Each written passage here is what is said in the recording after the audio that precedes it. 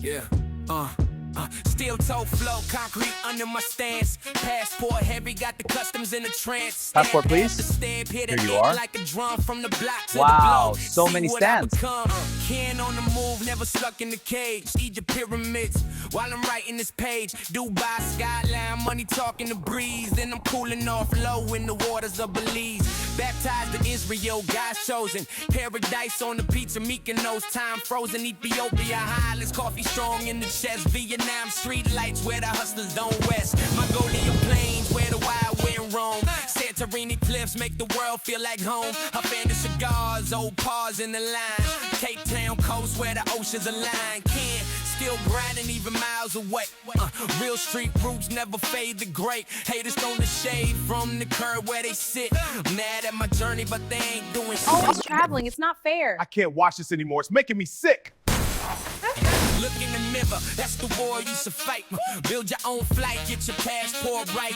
Can worldwide, yeah, I said it again. From the soil to the sky, can't box me in. You only live once, make the best of it while you still can. Touch every border, leave footprints in the sand.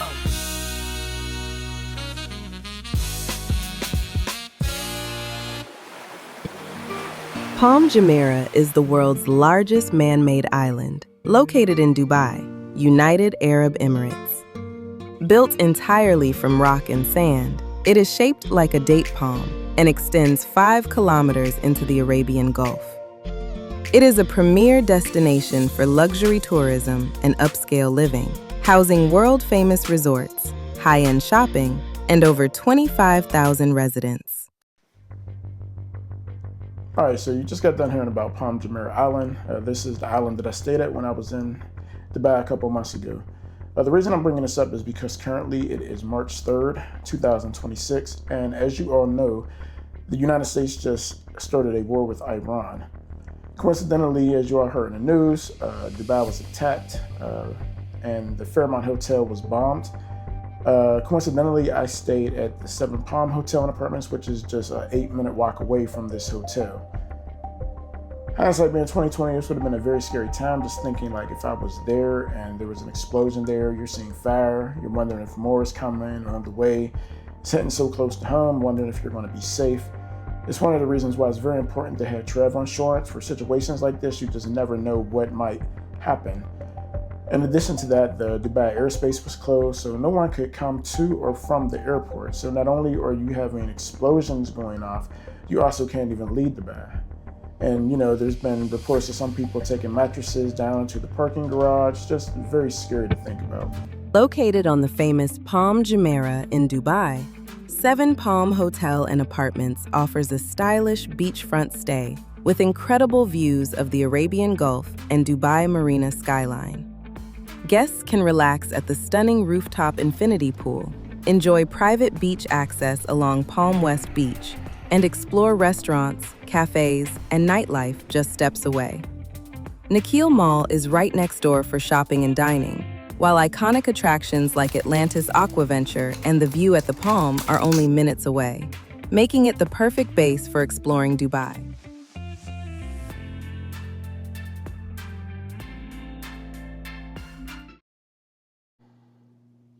All right, so this is the hotel and apartments that I stayed at in Dubai. I had always told myself that if I went to Dubai, I wanted to stay on the Palm Jumeirah Island. I was just always fascinated with it. I heard so many good things and how luxurious it was and all, so I wanted to stay there. Now, as I said a minute ago, this island and this hotel that I stayed at was literally like an 8-minute walk away from the hotel that was just attacked by Iran a couple days ago. There's a lot of things to do around here. I actually didn't end up doing any of it because I ended up just getting picked up from tour guides or Ubers and going to other parts of the city. And there's a beach nearby, there's a mall nearby, nightclubs and everything. And I ended up not even stepping out or walking around and doing any of it.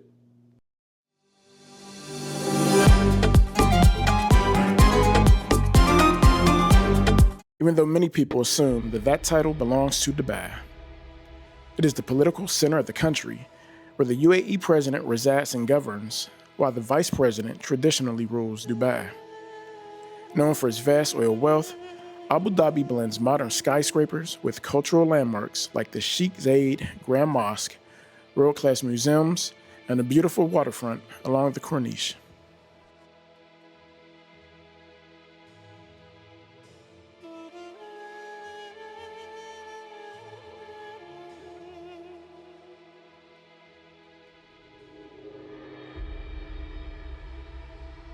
Etihad Towers is a complex of buildings with 5 towers in Abu Dhabi, the capital city of the United Arab Emirates. The towers are located opposite the Emirates Palace Hotel and feature offices, apartments, and a hotel. The estimated cost for the construction was 2.5 billion dirhams, or $680 million US. The towers were used as a filming location for the 2015 film Fast and Furious 7. In the film, Vin Diesel and Paul Walker steal a Lykan Hypersport and drive it through 3 of the towers.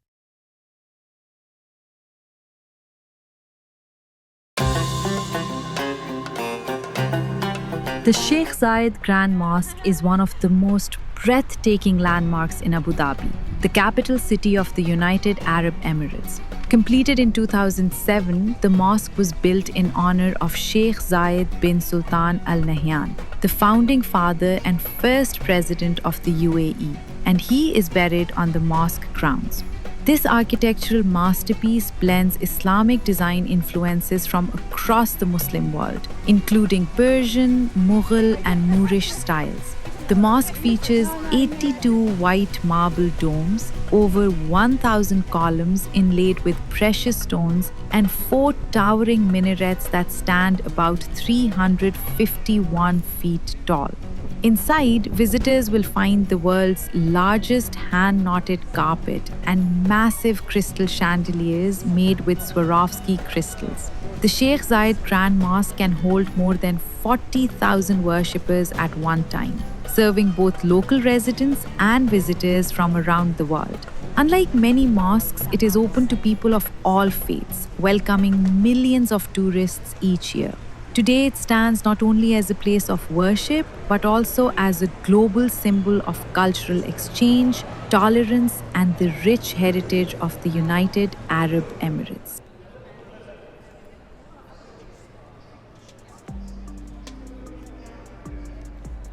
All right, so again, it's moments like these that make traveling all worth it. Like when you see something as spectacular as this building and the ambiance and the inside, the outside, and every other facet of this, and you're just sitting there like in amazement, like how did they do this? How did they make this?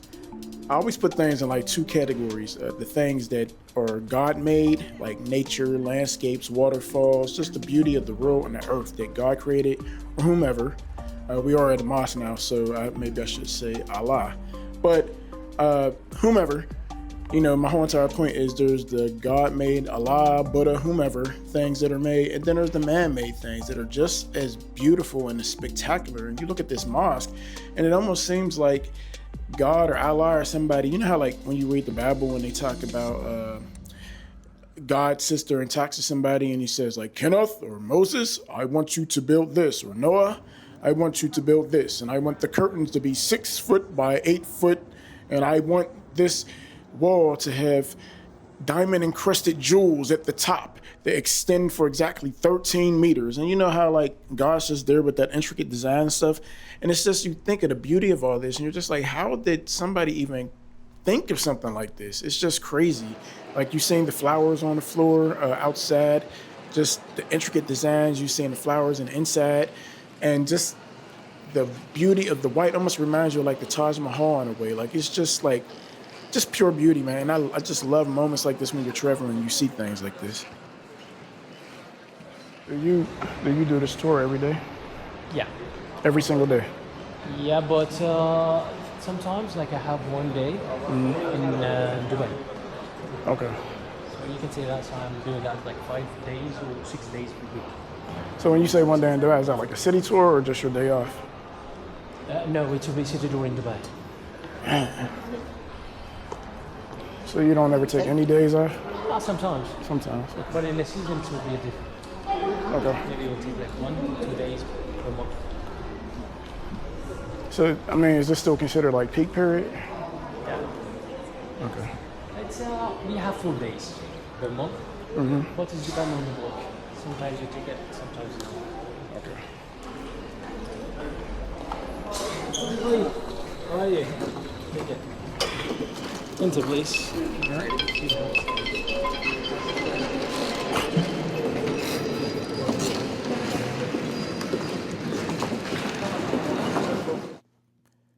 Now, a little about this carpet. This is the largest hand-knotted carpet in the entire world. It's in the Guinness Book of World Records. Weighs a total of 35 tons. It was hand-woven in Iran by 1,200 artisans, and it took altogether 2 years to make.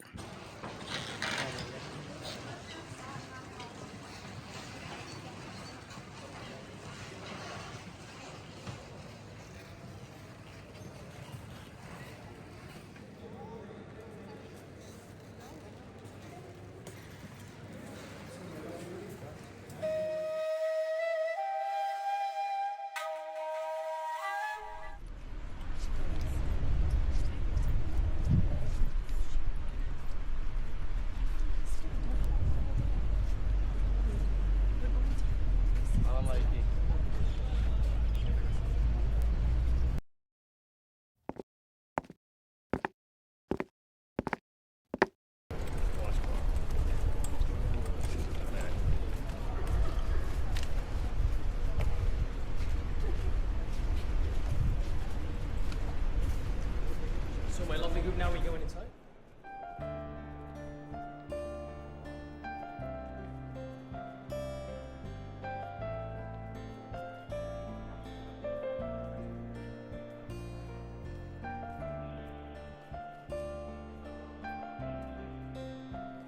Qasr Al Watan, also known as the Presidential Palace of Abu Dhabi, is one of the most impressive cultural landmarks in the United Arab Emirates. Located in the capital city of Abu Dhabi, the palace sits within the presidential compound and serves as an official meeting place for the country's leadership. While the complex was completed in 2017, it officially opened to the public in 2019 to give visitors a deeper understanding of the UAE's governance, culture, and heritage. The palace was commissioned by the leadership of the United Arab Emirates as a place where important state affairs are conducted. It is used to host world leaders, diplomatic meetings, and major government events involving the President of the UAE and other national leaders. Despite being part of the working presidential compound, sections of the palace were designed to welcome visitors and showcase the nation's history and intellectual achievements. Architecturally, Qasr Al Watan is a masterpiece of Arabian design. Built with white granite and limestone, the palace features massive domes, ornate arches, intricate mosaics, and elaborate geometric patterns inspired by traditional Islamic art. The Great Hall, located beneath the palace's enormous central dome, is one of the most visually striking spaces in the building, with symmetrical patterns and golden details that reflect centuries of Middle Eastern craftsmanship. Inside the palace, visitors can explore several important areas. The House of Knowledge displays rare manuscripts and artifacts that highlight the Arab world's contributions to science, medicine, and literature. The palace library holds thousands of books documenting the history, governance, and culture of the UAE. There are also grand meeting rooms and diplomatic halls where international leaders gather to discuss global issues. Today, Qasr Al Watan continues to function both as a working presidential palace and as a cultural landmark that celebrates the UAE's leadership, knowledge, and vision for the future. It stands as a symbol of national pride, diplomacy, and the architectural beauty of modern Abu Dhabi.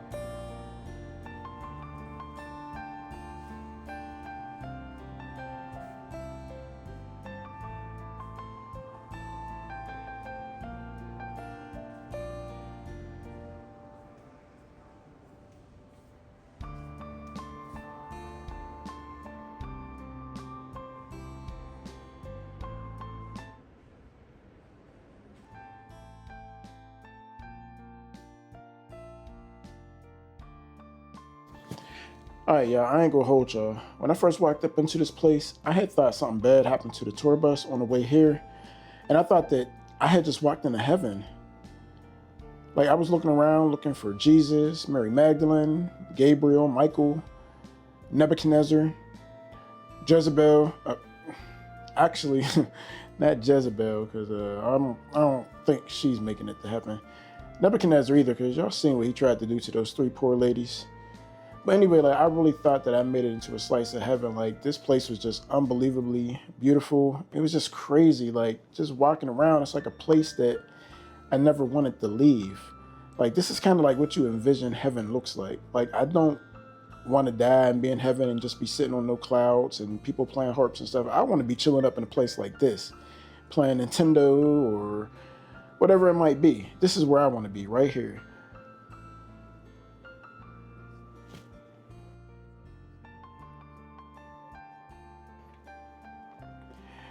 So when we had got to this place, they gave us about 40 minutes to walk around and explore the place.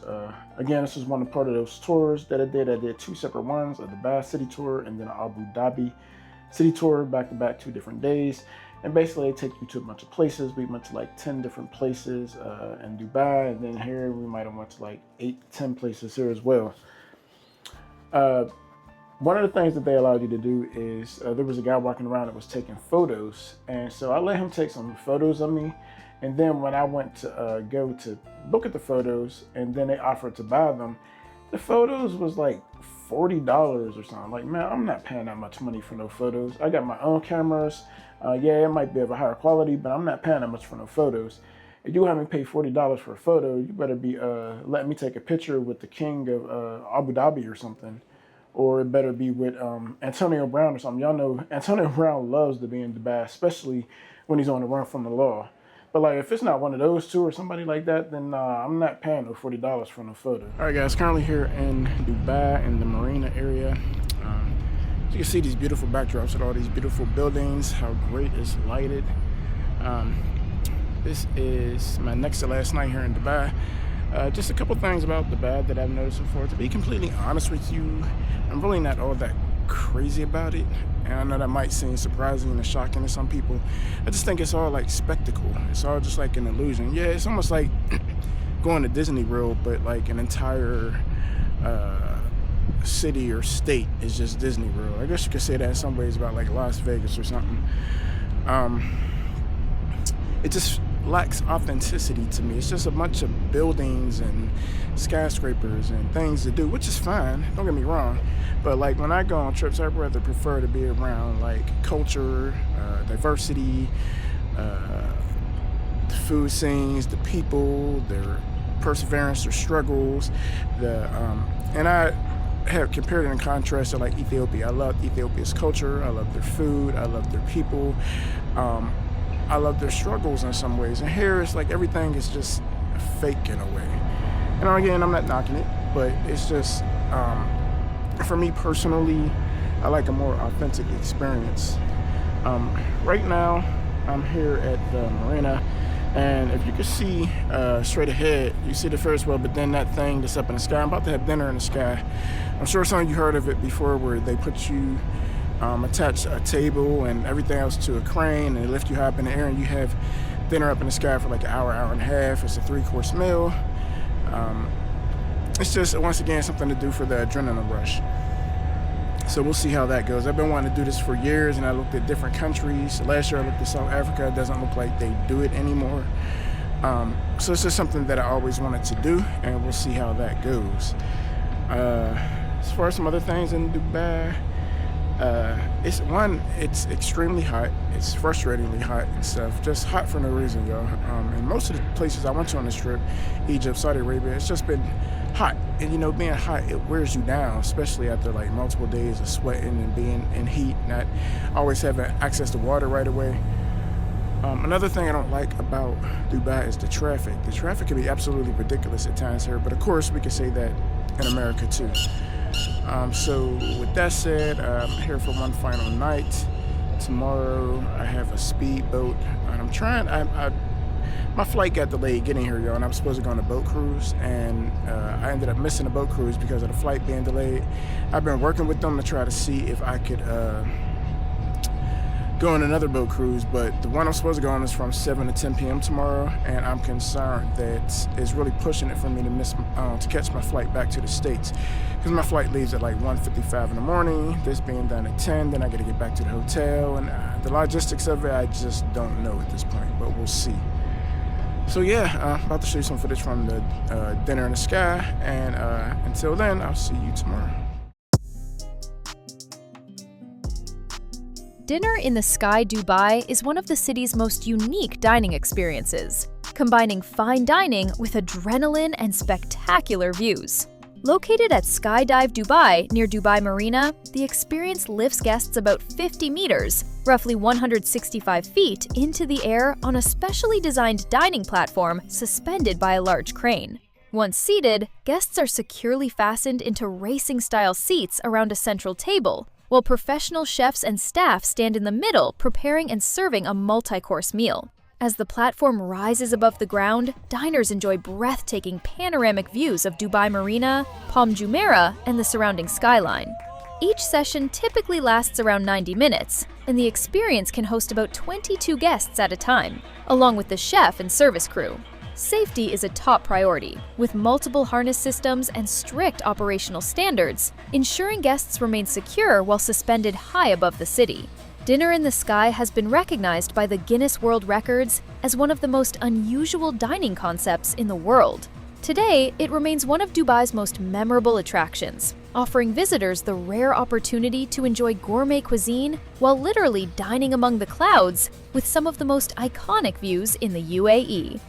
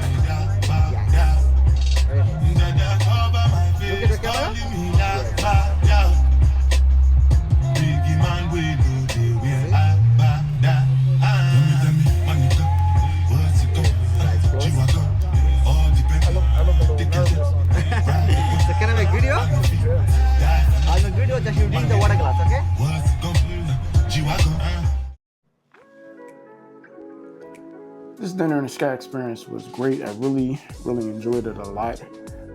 Like I said before, I've been wanting to do this for years. I tried to do it last year in South Africa and some other countries, but either it just didn't work out, or some of the places that used to do them don't do them anymore. So when I seen that this one was still open, I jumped right on it. Food was good.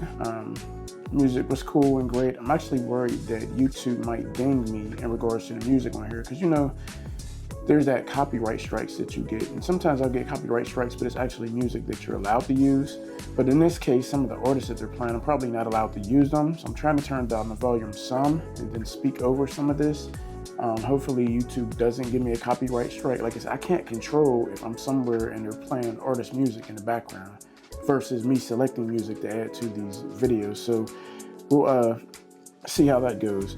Besides that, man, everything was great. I wasn't really scared being up there. Like I said, I've done a couple little extreme sports before in regards to being kind of high up in the air, high up in the sky, so it didn't really bother me too much. Although I will admit, I still, at this point in my life, I'm still not going bungee jumping. That's just something that I don't think I'm willing to do at this point of my life. The guy who served me and talked to me, we had a pretty decent conversation. I didn't share all of it because it was kind of hard to hear over the music, but he did a really good job, so I gave him a pretty decent tip. One of the things that I love doing is when I go to these places, especially being African American, is trying to tip well, because a lot of times either other people don't or they don't expect it from us sometimes.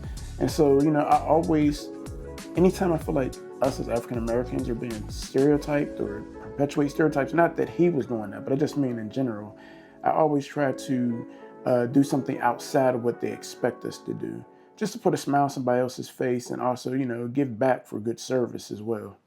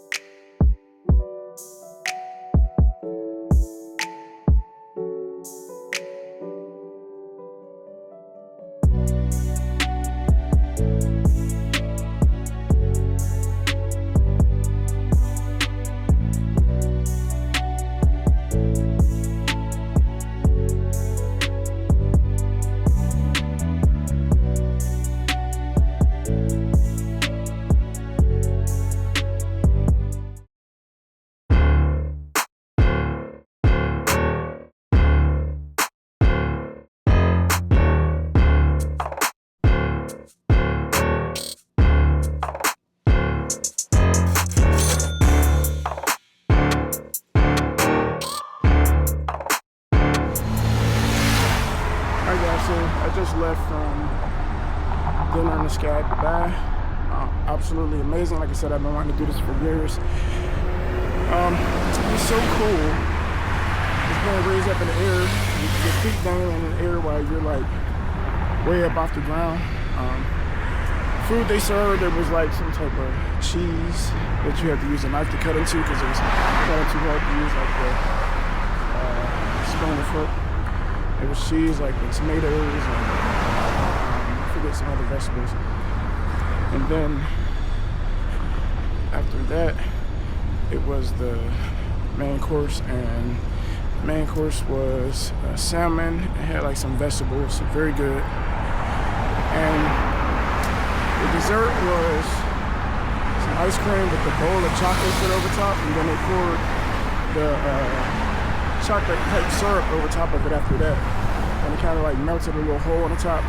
Everything was excellent. The food was excellent.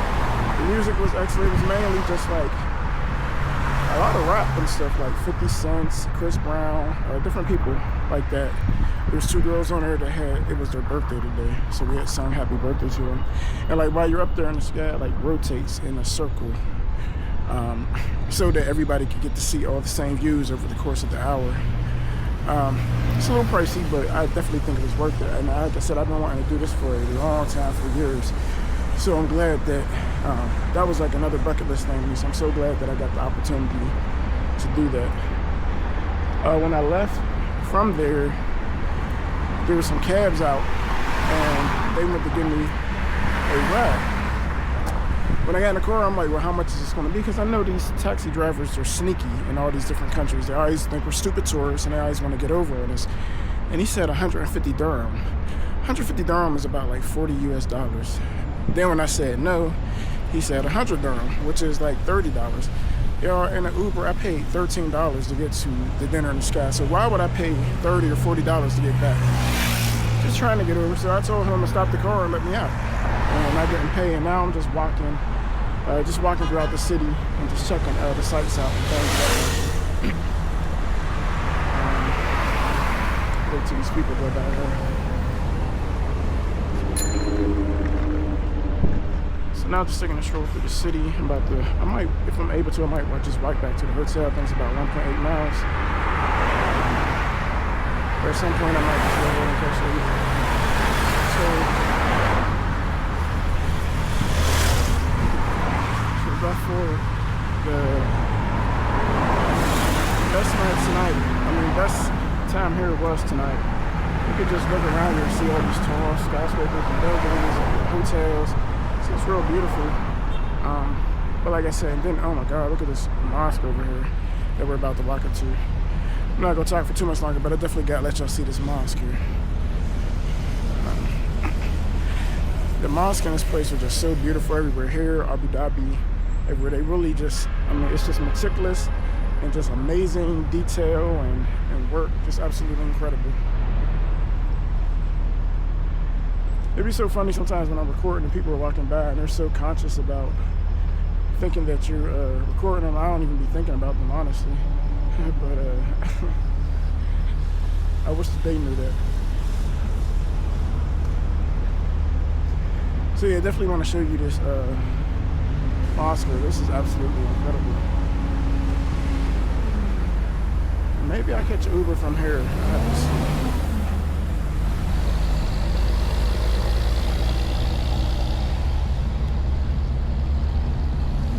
Look at this, y'all. Just look at this. The details from the door to the rooftops to the lighting to the white stone. This is absolutely incredible. I don't even think it's open yet. I don't know if they're still building it or if it's ready for service or not. But either way, just absolutely incredible.